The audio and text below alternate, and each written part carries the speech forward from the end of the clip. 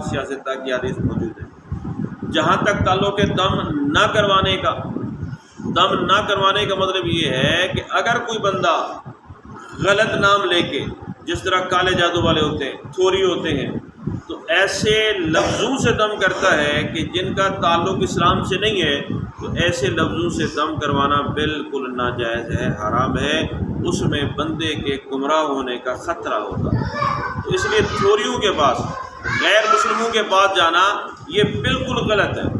لیکن اگر کوئی مسلمان دم کرتا ہے اور قرآن مجید کی تلاوت کرتا ہے اور قرآن مجید پڑھ کے یا حدیث مبارکہ پڑھ کے یا اللہ کا نام لے کے وہ اگر دم کرتا ہے تو اس دم میں کوئی حرج نہیں ہے، وہ بالکل جائز ہے۔ ایک تو یہ، دوسرا یہ کہ پہلے شروع میں منع بھی کیا گیا تھا، کیونکہ نیا زمانہ تھا مسلمانوں کا، اسلام کا، ایمان کا، تو اس میں منع کیا گیا۔ پھر اس کے بعد جناب اجازت دے دی گئی کہ بالکل تم دم کرو۔ ایک تو یہ، اس کے اندر ایک اور چیز بھی جو شروع میں بیان کی گئی، میں نے اس میں لفظ عرض کیے تھے جملے، وہ یہ ہے دوستوں کہ اب ایک بندہ میرے پاس آتا ہے، کہتے ہیں کر صاحب بچے کو نظر لگی ہوئے دم کر دو، میں اس کو دم کر دیتا ہوں، میں کہتا ہوں بھائی ٹھیک ہے اللہ مہربانی کرے گا، ہم یہ کہتے ہیں ٹھیک ہے، ہم نے کبھی یہ نہیں کہا کہ بھائی میرے دم کی وجہ سے یہ ٹھیک ہو جائے گا، نہیں، بالکل نہیں۔ ہاں جو قرآن آیات پڑھ کے دم کرتے ہیں ان پہ ہمارا یقین ہے کہ اللہ خود کہتا ہے کہ میں نے قرآن میں شفا رکھی ہے، ٹھیک ہے،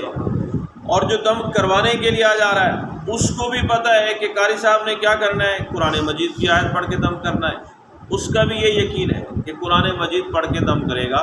ہم بھی قرآن مجید پڑھتے ہیں، ہمیں بھی یقین ہے قرآن آیات پر، اسے بھی قرآن آیات پہ یقین ہے،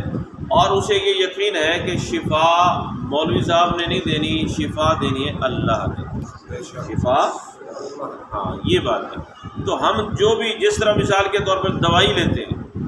دوائی تو لے آتے ہیں لیکن اس دوائی پہ یقین نہیں ہوتا، یقین ہمیں رب کی رحمت پہ ہوتا ہے کہ اس دوائی میں اللہ نے چاہا تو شفا دے دے گا۔ اسی طریقے سے اگر کوئی بندہ اس دوائی کو سمجھ لے کہ اس دوائی میں ہی میری شفا، اسی نے مجھے مارنا، اسی نے مجھے جناب زندگی دینی ہے، تو وہ پھر گمراہ ہو جائے گا، وہ غلط ہے۔ تو اس لیے دم کروانا بنیادی طور پر بالکل جائز ہے، اس میں اگر قرآن مجید کی آیات شامل ہوں، اسماء الہی شامل ہوں، یا وہ کلمات طیبات جن کو حدیث کے اندر بیان کیا گیا ہے، اگر ان کے ذریعے سے ہو تو بالکل جائز ہے، اس میں کوئی حرج نہیں ہے۔ ہاں اگر غلط الفاظ ہیں جن کو مشکوک کہتے ہیں، جن کے ذریعے سے اگر کوئی مسلمان گمراہ ہو سکتا ہے، تو ایسے الفاظ کے ساتھ بالکل ناجائز ہے، اور ایسا دم نہ تو اثر کرے گا اور نہ ہی اثر کر سکتا ہے۔ ایک بات یہ، اور آخری بات یہ کہ خواہ وہ دم ہو، خواہ وہ تویز ہو، خواہ وہ گنڈا ہو، خواہ وہ دوائی ہے،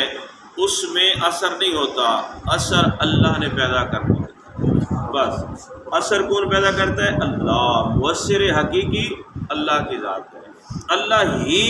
ہر چیز میں شفا رکھ دیتا ہے، بس وہ وسیلہ اور ذریعہ ایک بندہ ہوتا ہے یا بندے کا دم بن جاتا ہے، ورنہ حقیقی شفا اللہ ہی کے ہاتھ میں ہے۔ اس نظریے کے ساتھ ہم کروائیں تو بالکل جائز، اس میں کوئی حرج نہیں۔ اللہ ہم سب کو دین کی سمجھ